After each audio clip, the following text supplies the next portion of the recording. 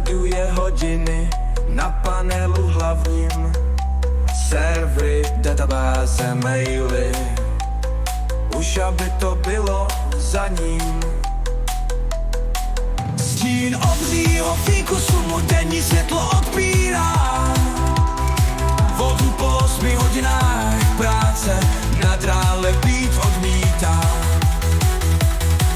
A to okno proklaté, co na záchodě je, mrcha jedna vábí ho na krásy našeho kraje. Joho, už to fičí, na jahodě Pepa nohy cvičí, že žárem červený, Jičín je už dávno ztracený.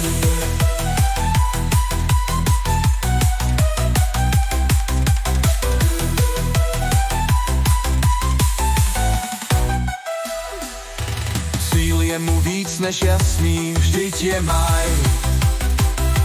Ladějovi skeř, hrubá skála, prostě český raj.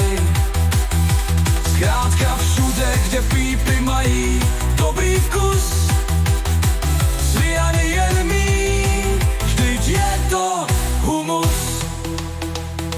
Hubertus, Rohoška a jejich modely libové, to jsou ty české klenoty pivové.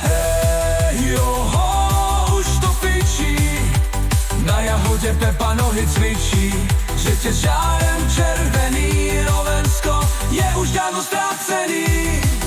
Už najel tak 60, slunce svítí ještě dost, co by řešil, když už vyjel, a jen tak pro radost.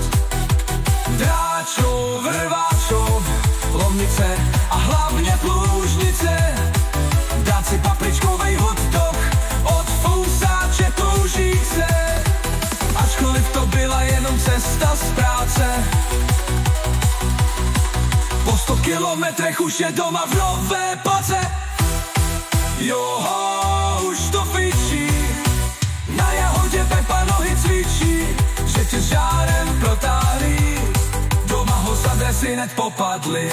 Vysvětlujíc manželce tu komplikovanou dopravu, přitom se trasa už uploaduje hezky na stravu. Joho, už to fičí, na jahodě Pepa nohy cvičí, nohy jako duby má a na teráse ještě jedno dá.